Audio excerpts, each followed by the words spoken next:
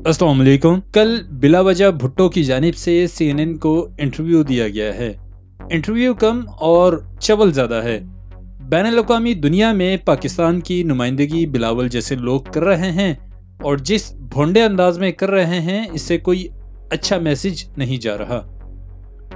इस इंटरव्यू में बिलावल की जानिब से क्या क्या बोंगियाँ मारी गई हैं, वो सब शेयर करने से पहले वीडियो को लाइक और शेयर करें, चैनल सब्सक्राइब करें और बेल आइकन ज़रूर प्रेस कीजिएगा।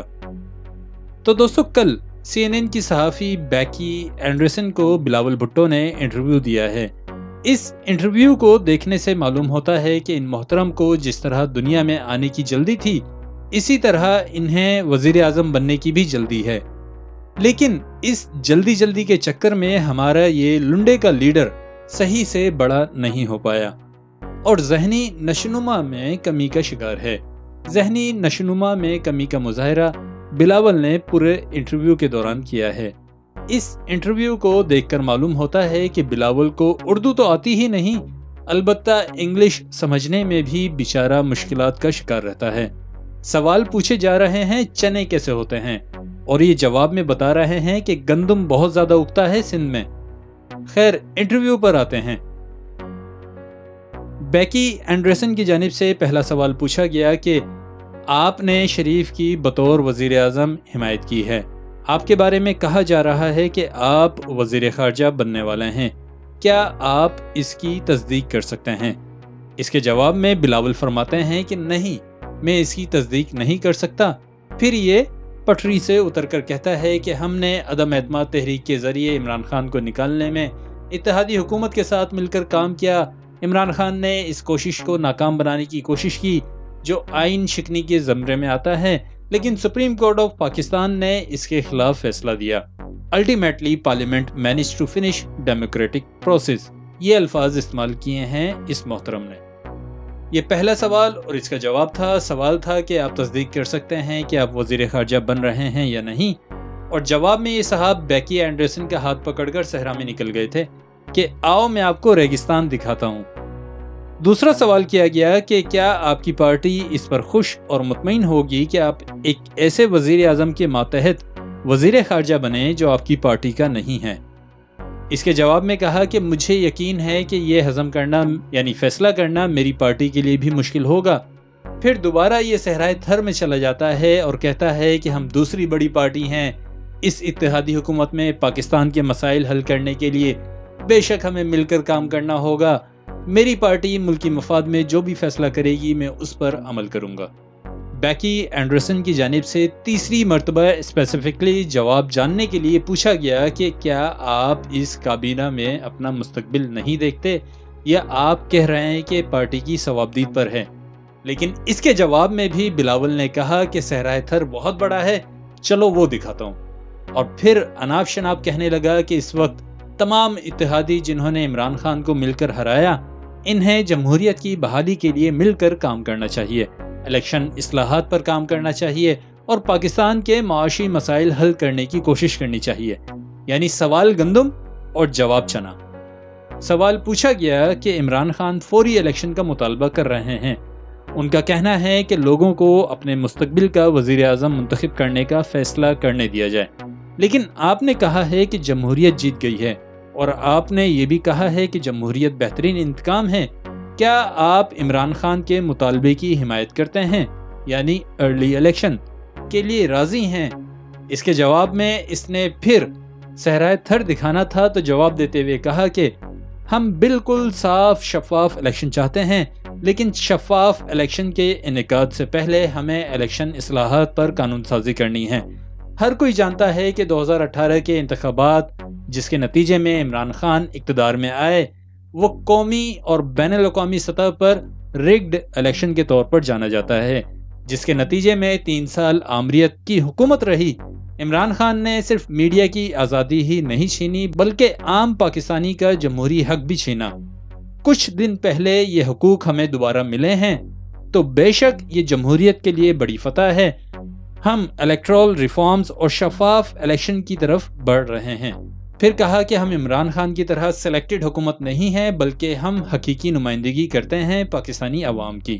تو سوال پوچھا گیا تھا کہ آپ عمران خان کے مطالبے کی ارلی الیکشن اس کی حمایت کرتے ہیں یا نہیں، اور اس بندے نے جواب میں آدھا صحرائے تھر گھما دیا اس بیچاری کو۔ بلاول کی جانب سے بار بار صحرائے تھر گھمائے جانے پر بیچاری بیکی اینڈرسن بھی تپ گئی اور اس کے جھوٹ پر اس سے سوال کرتے ہوئے کہا کہ عمران خان کو اب بھی بڑے پیمانے پر لوگوں کی حمایت حاصل ہے۔ ایک دن پہلے انہوں نے ٹویٹ کرتے ہوئے کہا کہ اس سے پہلے اتنی بڑی تعداد میں لوگوں کا نکلنا نہیں دیکھا جو اس امپورٹڈ حکومت کو مسترد کرتے ہیں جس کے سربراہ سزا یافتہ مجرمان ہیں۔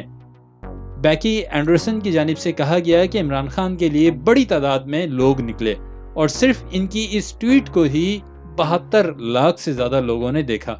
آپ کا اس بارے میں کیا خیال ہے؟ کہ ان کا کہنا ہے کہ انہیں امریکی سازش کے نتیجے میں نکالا گیا۔ اس کے جواب میں بلاول پہلے تو مسکرائے اور پھر کہا کہ میرا خیال ہے امریکی لوگ اس کو بہتر ریلیٹ کر سکتے ہیں، یہ ہمارے لیے جنوری 6 جیسا لمحہ ہے۔ یعنی بلاول کا اشارہ ٹرمپ کے حامیوں کا کیپٹل ہل پر حملے کی طرف تھا۔ پھر کہا کہ عمران خان جانتے بوجھتے ہوئے کہ وہ اکثریت کھو چکے ہیں، انہوں نے اسپیکر کے ذریعے اقتدار میں رہنے کی کوشش کی اور آئینی بغاوت کی۔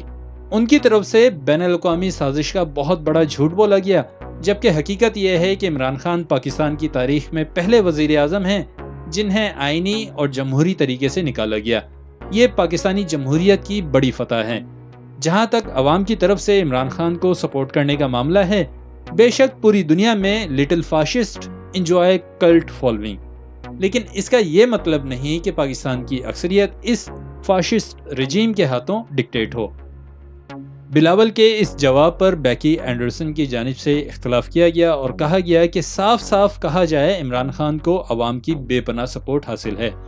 بطور پرائم منسٹر وہ مغرب سے دور اور چین اور روس کے قریب رہے۔ بائیڈن نے انہیں 3.5 سال کے دوران کال نہیں کی۔ عمران خان کی مغرب پر تنقید حقیقت میں ان کے لیے عوامی سپورٹ میں اضافے کا سبب بنی ہے۔ آپ کیا سمجھتے ہیں کہ شہباز شریف کی زیر قیادت پاکستان کے امریکہ سے تعلقات اب تبدیل ہو رہے ہیں، یعنی بہتر ہو رہے ہیں؟ جواب میں بلاول کہتے ہیں کہ جہاں تک عمران خان کی عوامی مقبولیت کا تعلق ہے تو اس کا راز صحرائے تھر میں چھپا ہے۔ چلیں وہاں چل کے بتاتا ہوں۔ اور پھر کہا کہ 2018 کے الیکشن جسے ہم دھاندلی زدہ الیکشن کہتے ہیں، جبکہ عمران خان کے مطابق 2018 کے انتخابات انتہائی شفاف ہوئے تھے۔ عمران خان کی پارلیمنٹ میں نمائندگی 30% ہے، جبکہ ہماری اتحادی حکومت 70% لوگوں کی نمائندگی کرتی ہے۔ جہاں تک عمران خان کی اینٹی امریکہ اپروچ کی بات ہے، عمران خان کے ٹرمپ سے کافی اچھے تعلقات رہے ہیں۔ بائیڈن کے منتخب ہونے اور افغانستان میں پیچیدگیوں کی وجہ سے پاکستان اور امریکہ کے تعلقات پیچیدہ ہیں، لیکن عمران خان حالات و واقعات کو اپنے مخصوص ایجنڈے کے لیے استعمال کر رہے ہیں اور یہ پیغام دے رہے ہیں کہ ان کے خلاف سازش کی گئی ہے، جبکہ حقیقت یہ ہے کہ ایسا کچھ نہیں، کوئی سازش نہیں ہے۔ ووٹ آف کانفیڈنس لانے کا ہمارا فیصلہ عمران خان کے دورہ روس سے بہت پہلے ہو گیا تھا۔ ہمیں تو وہم و گمان میں بھی نہیں تھا کہ عمران خان روس جائیں گے اور پوٹن سے ہاتھ ملائیں گے۔ عمران خان کے پاس کوئی دوسرا چارہ نہیں ہے سوائے اس کے کہ وہ عام پاکستانیوں میں موجود امریکہ مخالف جذبات کا استعمال کرتے ہوئے خود کو بے قصور بتائیں۔ عمران خان عوام کو 70% پاکستانیوں کی نمائندہ اتحادی حکومت کے خلاف اکسا رہے ہیں، یہ کہہ کر کہ یہ غدار ہیں۔ اس قسم کا دباؤ امریکی جمہوریت جھیل سکتی ہے کیونکہ وہ 200 سال پرانی ہے، لیکن پاکستانی جمہوریت ابھی نوجوان ہے۔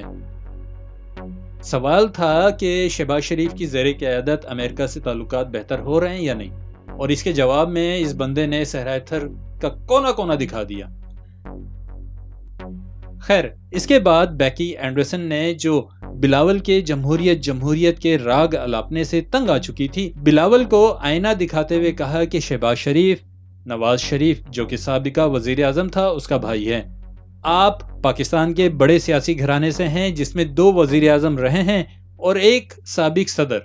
لوگ کہتے ہیں پاکستانی سیاست میں یہی گند ہے، اقربا پروری اور خاندانی سیاست۔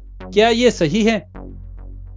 اس کے جواب میں بلاول بھٹو ایک لمحے کو سوچ کر بولتے ہیں کہ بے شک خاندانی سیاست امریکہ میں بھی موجود ہے۔ میرے خیال میں مس ہیلری کلنٹن کو تنقید کرنا اچھا نہیں ہوگا جو سابقہ اسٹیٹ سیکرٹری رہی ہیں اور صدارتی امیدوار بھی، وہ اس لیے سیاست میں رہیں کیونکہ ان کے شوہر بھی سیاست میں تھے اور صدر رہے۔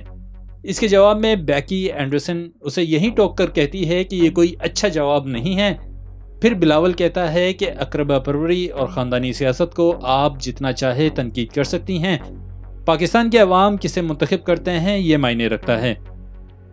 پھر عمران خان پر آ کر کہتا ہے کہ عمران خان کی پوری پارٹی سیاسی خاندانوں سے بھری پڑی ہے، اس کے بچے ابھی سیاست میں نہیں ہیں لیکن بعد میں آ سکتے ہیں۔ جہاں تک میرا تعلق ہے، میرے نانا کو ملٹری ڈکٹیٹر نے پھانسی پر لٹکایا، میری ماں کو دہشت گردوں نے مارا، مجھے زبردستی لایا گیا پاکستانی سیاست میں نے اس زندگی کا انتخاب نہیں کیا، اس نے میرا انتخاب کیا ہے۔ تو یہ ساری چولیں سن کر میری تو حالت خراب ہے۔ اس پورے انٹرویو میں بلاول کے اعصاب پر عمران خان سوار رہا، جو بائیڈن کے بوٹ چمکائے جاتے رہے، جمہوریت کے نام پر امریکہ کی کاسالیسی کی جاتی رہی اور امریکہ کی ہاں میں ہاں ملاتے ہوئے بین الاقوامی سازش کی نفی کی جاتی رہی۔ غرض انتہائی چاپلوس نظر آیا یہ بلاول۔ اسے کوئی بتائے کہ وزیر اعظم بیکی اینڈرسن یا امریکہ نے نہیں بنانا بلکہ پاکستانی عوام کے ووٹوں نے بنانا ہوتا ہے۔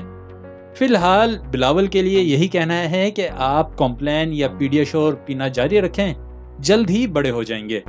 تو اب تک کے لیے اتنی تھا۔ ویڈیو کو لائک اور شیئر کریں، چینل سبسکرائب کریں اور بیل آئیکن ضرور پریس کیجیے گا۔ مجھے اپنی دعاؤں میں یاد رکھیں، اپنا بہت خیال رکھیں۔ اللہ حافظ۔